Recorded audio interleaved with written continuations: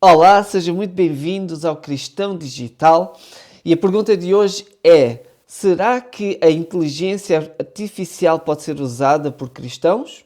Ou será que isso é terceirizar aquilo que é a nossa comunhão com Deus? E muita gente hoje em dia fala mal acerca da inteligência artificial, dos perigos que ela traz também, mas a verdade é que a inteligência artificial é uma ferramenta e, como tudo e como todas as ferramentas, elas podem ser bem utilizadas ou elas podem ser mal utilizadas. Então, no vídeo de hoje, eu quero te mostrar 3 formas éticas e poderosas como tu podes usar o ChatGPT para aprofundar os teus conhecimentos bíblicos, para criar ilustrações incríveis e até mesmo corrigir alguns problemas e alguns erros teológicos que podem haver nas tuas pregações ou nos teus sermões. Bora nisso? Então, meu nome é Alexandre Izumi, sou pastor, sou técnico de informática com experiência em implantação de igreja, em tecnologias, em inteligência artificial e programação. Então, o meu intuito aqui é trazer mais ferramentas para que nós, como cristãos, consigamos atravessar toda esta revolução digital e usá-la para, para a favor do Evangelho, podemos implementar nas nossas igrejas, nos nossos grupos. Então, vamos ao vídeo. E antes de mostrar aqui o ecrã do meu computador, é preciso dizer uma coisa muito importante. A inteligência artificial não deve, nunca deverá substituir a tua comunhão com Deus, o teu tempo com Deus, a comunhão com o Espírito Santo, ok? É, como eu disse no início, apenas uma ferramenta que vai te ajudar a tu utilizares melhor o teu tempo, ok? Com isso em mente, vamos então ao ecrã aqui do meu computador. Então vamos lá no primeiro ponto, vamos usar o ChatGPT como um assistente de exegese, ou seja, ele vai nos ajudar a compreender um pouquinho melhor o contexto histórico, o que é que se passava naquela altura, como é que funcionava naquela região, naquela cultura e naquela religião também.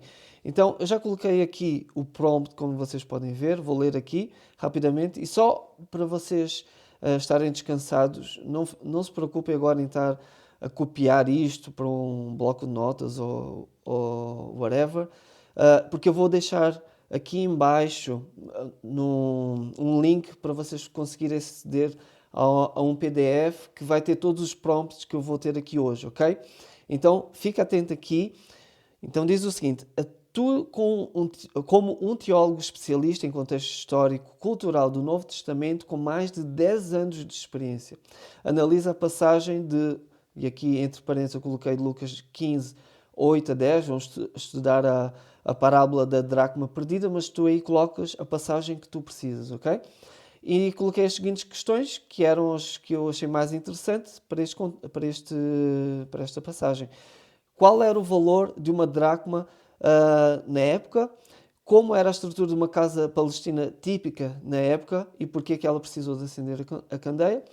E terceiro, qual é o significado cultural de perder essa moeda para uma mulher naquele contexto, ok?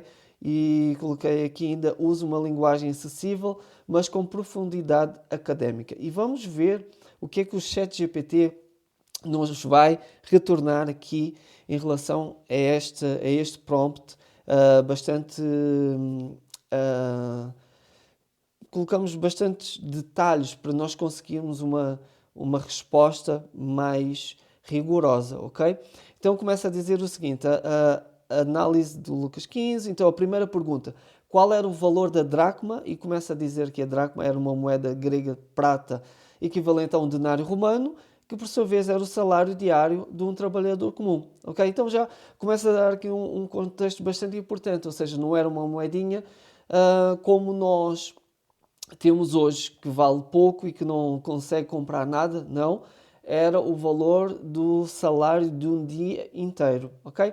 Eu não vou ler aqui tudo o que ele nos vai retornar. Tu, se quiseres, põe pausa aí e lê, mas, ou até mesmo experimenta aí no teu chat GPT. Eu estou usando a versão gratuita, ok? Tu podes usar aí a versão gratuita. Segundo ponto, a segunda questão, aliás, como era a casa palestina típica? Porquê que precisou acender a candeia naquele contexto? E nós vamos entender que eram casas pequenas, geralmente só com um cômodo, eram de paredes de pedra grosseira ou tijolo de barro, poucas janelas e bem pequenas, às vezes apenas uma abertura superior, ou seja, tinha pouca luz natural e um piso de terra batido, chão escuro, cheio de brechas, fácil de perder coisas. E o mobiliário era mínimo, né? Tapetes, cestos, jarros e talvez um banco. Era bem mínimo mesmo. Então nós vemos que as casas eram escuras por dentro. Então aí já começa a explicar porque é que ela precisou acender a candeia. Era preciso luz, mais do que a luz natural, né? Porque a luz entrava muito pouquinho, então era preciso luz artificial, uma candeia. E por aí fora, tá? Não vamos ler tudo. E a terceira resposta aqui, em relação à terceira pergunta, o significado cultural de perder essa moeda para uma mulher naquela época. Nós vamos entender aqui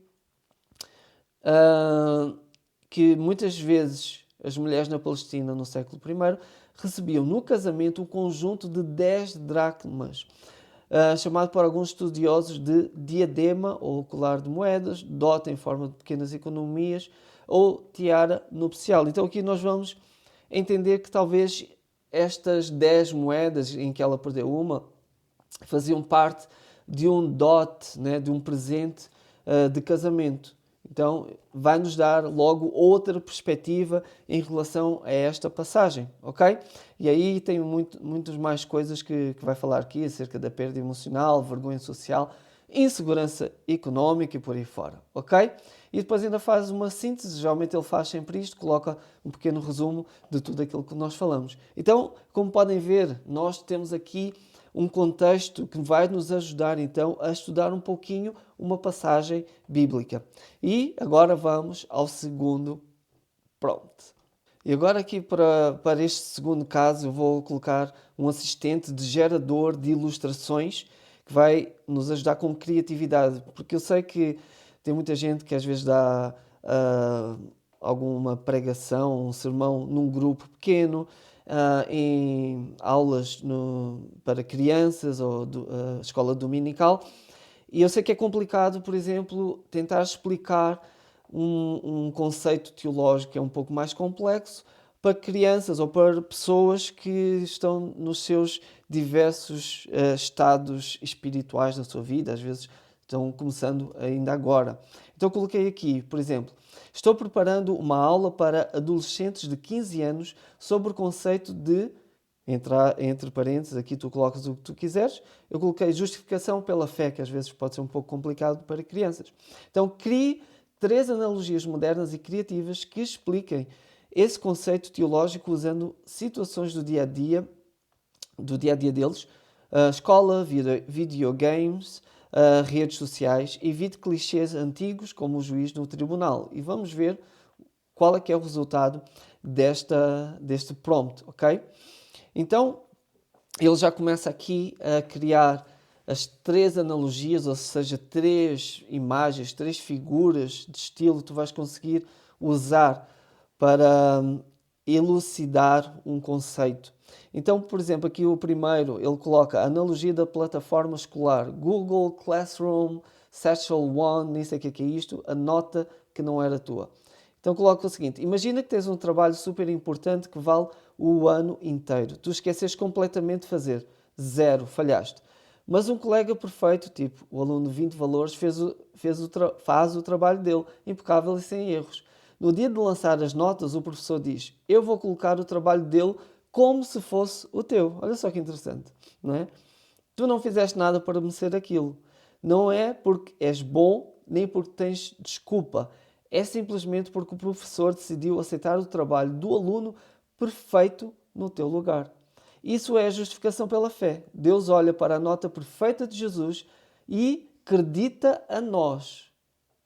Por exemplo, aqui acredita, vais ter que mudar porque crianças não vão entender isto. Mesmo não merecendo. A única coisa que fazemos é confiar, ter fé. A nota não é nossa, mas passa a contar como se fosse, ok? Então, precisas entender aqui que o ChatGPT também não vai ser perfeito. A inteligência artificial não vai ser perfeita e por vezes tu vais ter que fazer algumas pequenas correções, ok? Então, como podes ver, temos aqui outras analogias que ele usou aqui, por exemplo, a analogia do videogame, a analogia das redes sociais. Eu não vou entrar em detalhe, não é o objetivo do vídeo. Se quiseres, fazes pausa aí e lês, mas já podes ter aqui a noção de como ele pode te ajudar nestas questões aqui de criar uma analogia para uma pregação, para um sermão, para uma aula, ok? Vamos ao terceiro caso. E agora o terceiro ponto, para mim, o terceiro prompt é dos melhores, ok? Ah, e eu chamo de prova de fogo.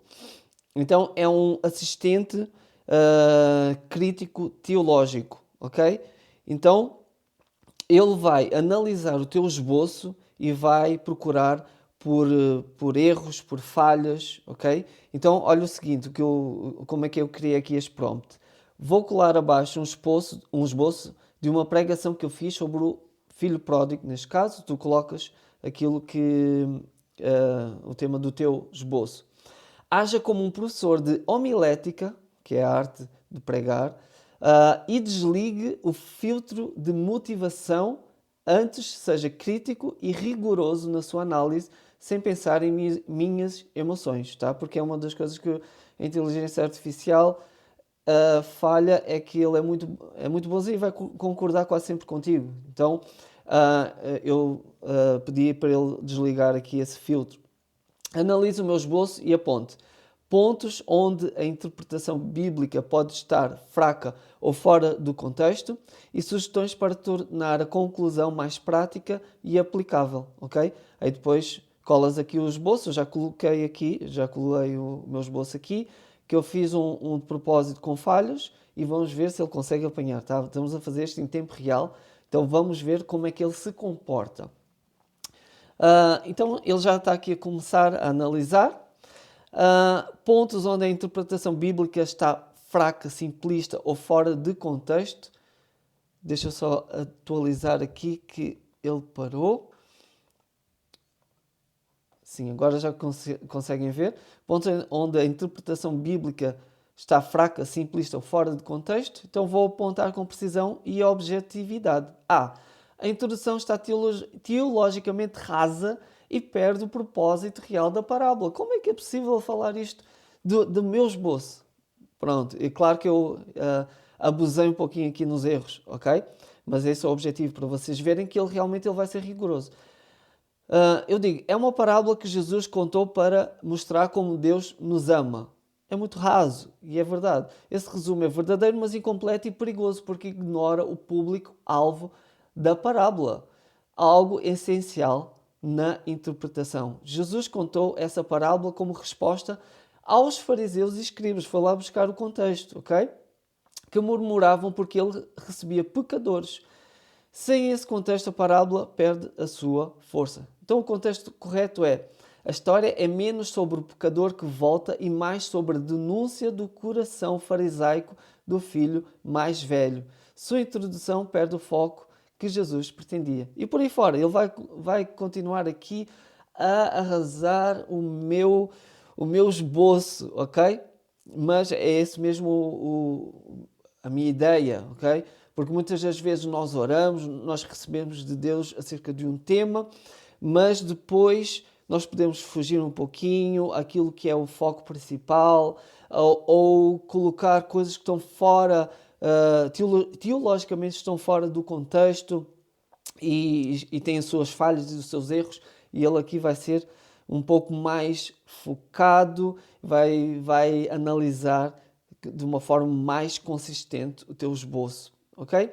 E como sempre, pode ter as suas falhas, mas isto nos vai fazer repensar acerca do nosso esboço e vamos estudar um pouquinho, voltar um pouquinho atrás, vamos buscar nas fontes certas aquilo que realmente está correto, ok?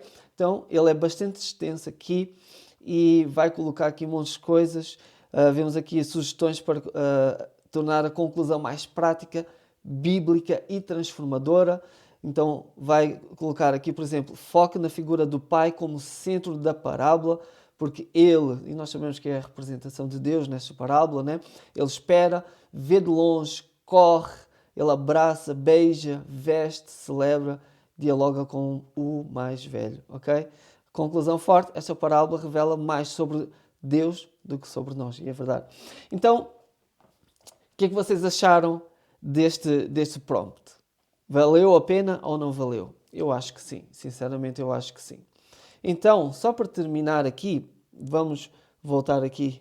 Conseguiram ver? Realmente a ferramenta não é o problema pode ser a preguiça, ou seja, como é que tu estás a utilizar a ferramenta. Se vais utilizar para criar tudo, meu amigo, meus queridos amiguinhos, pode dar muito errado, ok? Mas se for para aprofundar, para corrigir, para criar analogias, figuras, né, que vão te ajudar no teu esboço ou nas tuas aulas, vale muito a pena, ok? Vale muito a pena.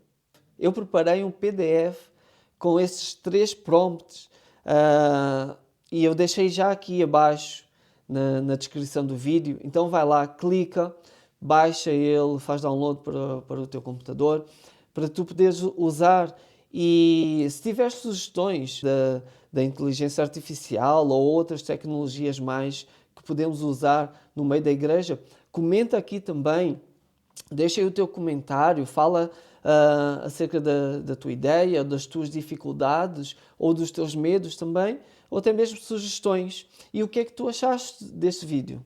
Acrescentou na tua vida? Achas que vais poder utilizar? Comenta aí.